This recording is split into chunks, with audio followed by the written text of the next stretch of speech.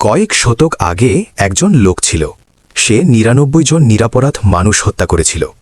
তবুও তার মনে একদিন অনুশোচনা জাগল। সে এক ভণ্ড পীরের কাছে গিয়ে জিজ্ঞেস করল, আমি ৯৯ জন মানুষ হত্যা করেছি, আমার কি তৌবা কবুল হবে? ভণ্ড পীর বলল, না, তোর কোনো ক্ষমা নেই। এই কথা শুনে লোকটি রাগে তাকে হত্যা করে ফেলল। এভাবে সংখ্যা দাঁড়াল ১০০ জন। এরপর সে এক আসল আলেমের কাছে গেল এবং বলল, আমি ১০০ জন মানুষ হত্যা করেছি, আমার কি তৌবা আছে? আলেম বললেন, হ্যাঁ, অবশ্যই আছে। আল্লাহর রহমতের দরজা বন্ধ হয়নি, কিন্তু তুমি এই খারাপ এলাকা ছেড়ে অমুক নেক মানুষের এলাকায় চলে যাও। লোকটি তৌবা করার জন্য খারাপ এলাকা ছেড়ে সেই নেক এলাকার পথে রওয়ানা দিল। পথেই তার মৃত্যু হয়ে গেল। এখন রহমতের ফেরেশতা ও আজাবের ফেরেশতারা আসলো।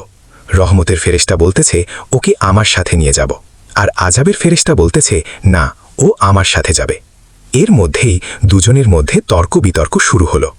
এটা দেখে আল্লাহ নির্দেশ দিলেন, দুই জায়গার দূরত্ব মেপে দেখো। আল্লাহর কথা মতো ফেরেশতারা জায়গা মাপল। দেখা গেল সে নেক এলাকার দিকে এক কদম বেশি কাছে। আল্লাহ তাকে ক্ষমা করে দিলেন। রহমতের ফেরেশতারা তাকে নিয়ে গেলেন। এটা থেকে আমরা শিখলাম, গুনাহ যত বড়ই হোক, খাঁটি তৌবা সব মুছে দেয়।